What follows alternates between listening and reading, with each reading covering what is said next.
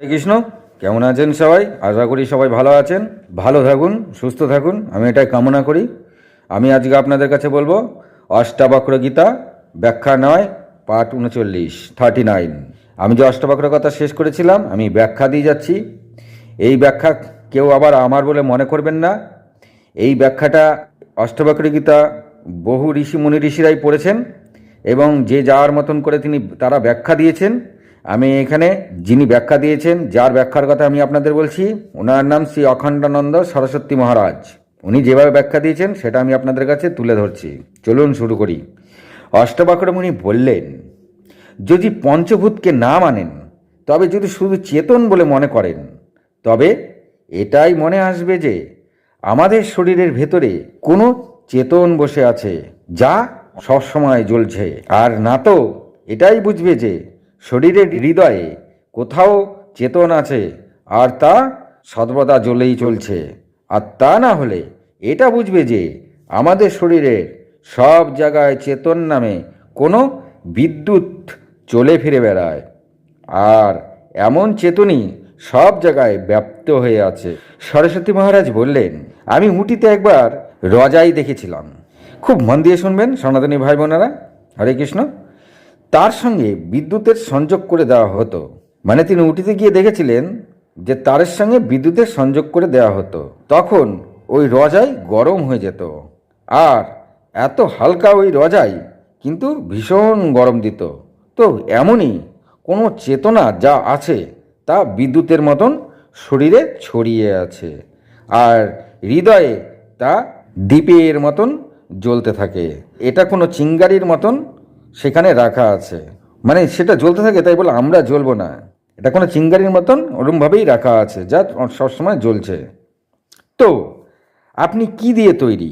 এই যে চেতনা আপনার শরীরে ভেতরে যা আছে, আপনি কখনো যদি এর ওপরে বিচার করেন এই যে চেতনা আসলে কি, আবার যদি অন্যভাবে যদি বিচার করেন, আর শান্তির জন্যে তার বিচার আলাদা। মানে আপনি যেভাবে বিচার করেন শান্তির জন্য তার বিচার এখানে বলেছে আলাদা। শান্তি অল্পক্ষণের জন্য হয়ে থাকে, আর যা বিচার করার পদ্ধতি নিষ্পন্ন হয়ে থাকে তা শাশ্বত হয়ে থাকে। নিজের অন্তঃকরণ করে কিছুক্ষণের জন্য শান্তি বানিয়ে নেওয়া, মানে আপনি নিজের মধ্যে শান্তি খুঁজে বেড়াচ্ছেন, সেই শান্তি আপনি খুঁজেও পেলেন, তা সেই শান্তিটা আমরা মনে মনে নিজের মধ্যে নিজে বিচার টিচার করে সেই শান্তিকে আমরা বানিয়ে নিই। আদৌ তো কি সেই শান্তিটা চিরস্থায়ী? সেই শান্তি চিরস্থায়ী হয় না, অল্পক্ষণের জন্য হয়। এটা অন্য ব্যাপার। আর তত্ত্বজ্ঞানের মূল হেতুকেই মুছে ফেলা, এটা একদম অন্য ব্যাপার। এটা না সিদ্ধির পথ, আর না যারা সাধক তাদের। একে সাধন বলে না। সাধন থেকে ফল পাওয়া যায়, আর ওইভাবে সাধন করলে তা থেকে কোনো ফলই পাওয়া যায় না। মানে যেটা আমি বললাম, আপনি নিজের মনে মনে বিচার করে সব কিছু করলেন, এটা করলেন ওটা করলেন, ওইভাবে কখনো সাধনের ফল পাওয়া যায় না। সেটাই শ্রী অখণ্ডানন্দ সরস্বতী মহারাজ বলতে চাইলেন। আবার একটি বিচার আছে যা তত্ত্বের ওপরে আবরণ সৃষ্টি করে রেখেছে, তাতেই ধামাকা হয়। আর এর মানে এই যে বিবেককে কুড়াল দিয়ে মেরে দিলে আবরণ হয়ে যাবে, তখন যে আবরণ থাকে সেই আবরণ হয়ে যাবে 2 টুকরো। হরে কৃষ্ণ। খুবই উচ্চমানের জ্ঞান, মন দিয়ে শুনুন। এমনই হয়ে থাকে বেদান্তের বিচার। সংসারে ভেসে থাকা লোক এর ছায়াও ছুতে পারে না। না পৃথিবী, না জলম, না অগ্নির, না বায়ুর, দেউর পাবা ভাবম। এখন দেখুন, এখানে শুধু জল তত্ত্বের ভাবনা করাতে কি হলো যে আমি পৃথিবী হই, এতে দেহ অভিমান জ্বলতে থাকে। আমি হলাম জল, আমি অগ্নি, আমি বায়ু, আমি আকাশ। যেখানে এই রকম ভাবনা থাকে দেহের অভিমান গলে যায়। তখন সেখান থেকে এই 5 তত্ত্বকে উঠিয়ে আলাদা করে দেন। যখন এইভাবে মনে হবে তখন এই 5 তত্ত্বকে দেহের থেকে আলাদা করে দিতে বললেন। এখানে মনোযোগে সহকারে সঠিক কথাটা হলো এটাই যে এই দেহকে কেন সরিয়ে দেওয়া হয় না।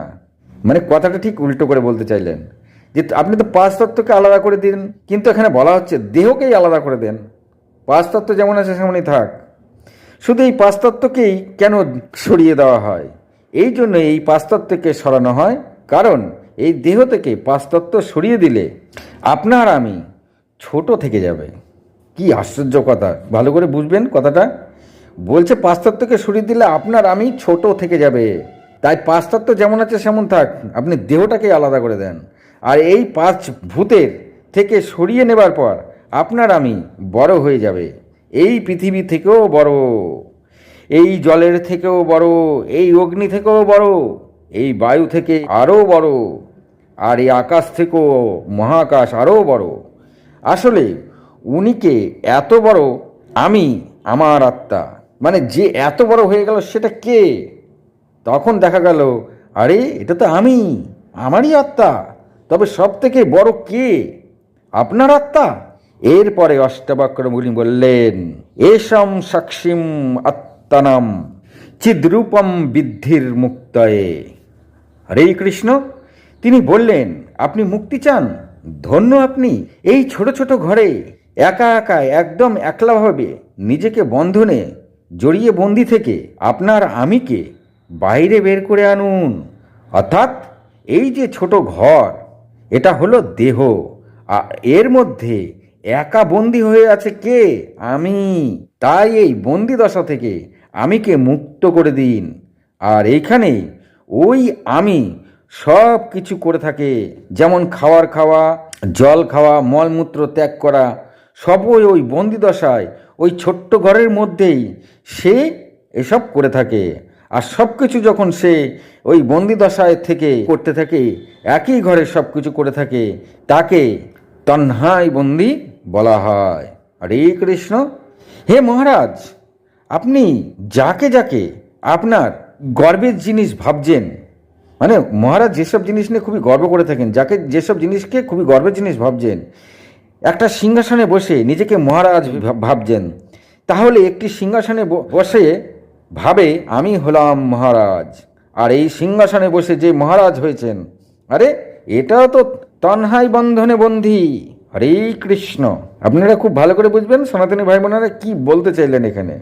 আসলে যে সিংহাসনে বসে পড়ল, আসলে সে সিংহাসনের বন্ধনে বন্দী হয়ে গেল, সে মুক্ত হলো কোথায়? সিংহাসনে বসা মাত্রই তার নানান রকম কর্তব্য এসে মাথার মধ্যে চলে আসলো। তাহলে সে সিংহাসনের বন্ধনে বন্দী, যতই সে মহারাজ হোক সে কিন্তু মুক্ত নয়। তাই এখানে বললেন, আরে এই সিংহাসনে বসে যে মহারাজ হয়েছেন, আরে এটাও তো তন্হাই বন্ধনে বন্দী। খুব মন দিয়ে শুনবেন সনাতনী ভাই বোনেরা কি বলছেন। অষ্টাবক্র মুনি বললেন, অর্থাৎ সিংহাসনে বসার পর আপনি তাকে ছেড়ে কোথাও যেতে পারছেন না, এটাই বন্দী।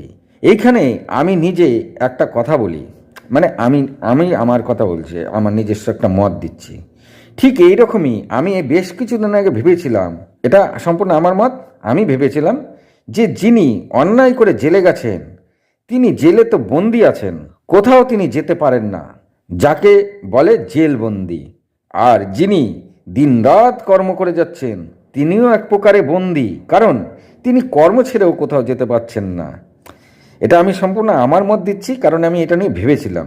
যিনি জেলে বন্দি আছেন তিনিও কোথাও যেতে পারেন না, যিনি সবসময় কর্ম নিয়ে ব্যস্ত থাকেন তিনিও তো কর্ম ছেড়ে কোথাও যেতে পারেন না, সেও তো একরকম বন্দি। কারণ যে কর্ম করে যাচ্ছেন তাকেও যদি বলা হয় চলুন এখানে, সে বলবেন ভীষণ কাজের চাপ, এটা তো করতেই হবে, নাহলে আমি এটা না করে তো কোথাও যেতে পারবো না। অর্থাৎ তিনি কর্মের বন্ধনে বন্দী। এখানে ব্যাপারটা এই যে জেলবন্দি আর একজন কর্মবন্দী, তাহলে ব্যাপারটা কি, কোথায় দাঁড়ালো এই ব্যাপারটা? স্বতন্ত্র নেই কেউ, এটা জাস্ট আমি একটা ভেবেছিলাম, সেটা আমি তাই আপনাদের বললাম। তারপরে অষ্টাবক্র মুনি কি বললেন চলুন জেনে নিই। নিজেকে সিংহাসনের বন্দী বানিয়ে নিজেকে রাজা ভেবে তুমি সুখী হচ্ছেন, আবার চেষ্টা করছেন, ব্যাস সুখী হবার চেষ্টা করছেন। এখানে শ্রী অখণ্ডানন্দ সরস্বতী মহারাজ কি বলছেন দেখুন অষ্টাবক্র মুনির এই কথার ব্যাপারে। তিনি কি বলছেন, যে আমি একবার মহারাষ্ট্রের একটি বাড়ির ছাদের উপরে বসেছিলাম, সরস্বতী মহারাজ বলছেন। সেই সময় একটি সম্প্রদায়ের আচার্যদের উৎসব অনুষ্ঠান রাস্তায় বেরিয়েছিল, খুবই আড়ম্বর আর সাজানো গোছানো ছিল। আর আমি যার বাড়ির ওপরে ছাদে বসেছিলাম উনি আমার বড় ভালো বন্ধু ছিল।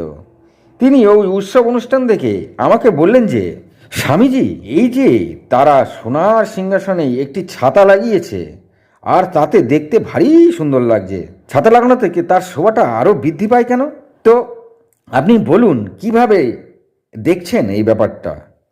ওই মিত্র যখন বললেন, হে যে স্বামীজি, আমি কি ওই সিংহাসনের মতন ছাতা দিয়ে, মানে একটা সিংহাসনে, সোনার সিংহাসন বানিয়ে তার মধ্যে সুন্দর করে একটা ছাতা বানিয়ে দিয়ে এরকম 10টা সিংহাসন আপনাকে বানিয়ে দেবো, আর তাতে আপনি এরকম শোভাযাত্রা বার করবেন, আর তাতে আপনার শোভা বৃদ্ধি হবে, আর এতে তবে আপনিও বড় হয়ে যাবেন।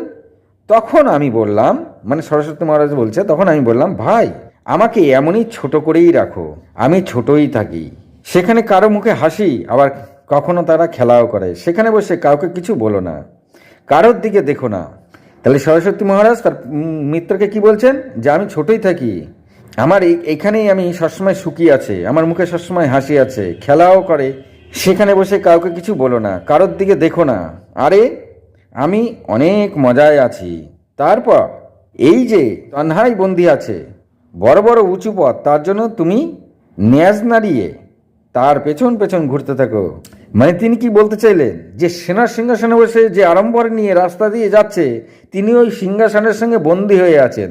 ঠিক আছে, সরস্বতী মহারাজ কি বলছে, যে উনি তো ওই সিংহাসনের সঙ্গে বন্দী হয়ে আছে, তা তাকে ওরকমই থাকতে দাও, আমি ছোটই থাকি। কারণ যত বেশি নিজের সঙ্গে আমি জড়িয়ে নেব, তত বন্ধনে বন্দী হয়ে যাব। তাই বন্ধন যত কম করা যাবে ততই ভালো। আর যা কিছু আছে সেসব বন্ধন ছোট ছোট ত্যাগের মাধ্যমে বাদ দিয়ে দিতে হবে, তবেই না মুক্তি আসবে। সেসব কথা কিন্তু তিনি ভেঙে বললেন না। তিনি বললেন যে উনি তন্হাই বন্দী আছে, বড় বড় উঁচু পথ, তারপরে কি বললেন, বড় বড় উঁচু পথ, তার জন্য তুমি লেজ নাড়িয়ে তার পেছন পেছন ঘুরতে থাকো। মানে ওই যে ওই সোনার সিংহাসনে ছাতা লাগিয়ে আড়ম্বর নিয়ে ঘুরছে, তার পেছন পেছন অনেক চালাচামুন্ডা, অনেক লোক তার পেছন পেছন যাচ্ছে ন্যাজ নাড়াতে নাড়াতে, এরা তার বন্ধনে বন্দী। তারপরে কি বললেন সরস্বতী মহারাজ, আরে এই যে দেবরাজ ইন্দ্র, এও তো বন্দী, স্বয়ং ব্রহ্মা ইনিও বন্দী, যা একই জায়গায় আমি বসে আছে, অর্থাৎ ব্রহ্মা ভাবে আমি ব্রহ্মা। তাহলে এই ইন্দ্র চন্দ্র বুদ্ধ এরাও বন্দী, এর থেকেও মুক্তি হতে গেলে এগুলি দরকার। সমস্ত বড় বড় ভাব সবই তো এই চামড়ার, আর যখন বিদ্ধ হয়ে যাবে তখন কি হবে, হরে কৃষ্ণ। এখানে সরস্বতী মহারাজ কি সুন্দরভাবে বুঝালেন। বলছে আমরা তো সবই এই চামড়ার বা দেহের বড়াই করে থাকি, দেহকে নিয়েই আমাদের অহংকার গরিমা হয়ে থাকে। একদিন তো এই দেহের সমস্ত কিছু কুচকিয়ে যাবে, দাঁত পড়ে যাবে, চুল পেকে যাবে, আর তারপরে একদিন চলেই যেতে হবে। তাহলে এই গরিমারগুলি কি হবে, অহংকারগুলি তখন কি হবে, তখন কি তাহলে কি মুক্ত হবে? তাই ইন্দ্র বন্দী বলছে, স্বয়ং ব্রহ্মাও বন্দী, ইন্দ্র চন্দ্র বুদ্ধ সবাই বন্দী আছেন, কারণ তারা যে কোনো একটা পদে বসে আছেন, আর পদ মানে সেই পদের বন্দী। হরে কৃষ্ণ হরে কৃষ্ণ। আজ এই পর্যন্তই। ভালো লাগলে লাইক কমেন্ট শেয়ার করুন। ভালো থাকুন, সুস্থ থাকুন, নমস্কার।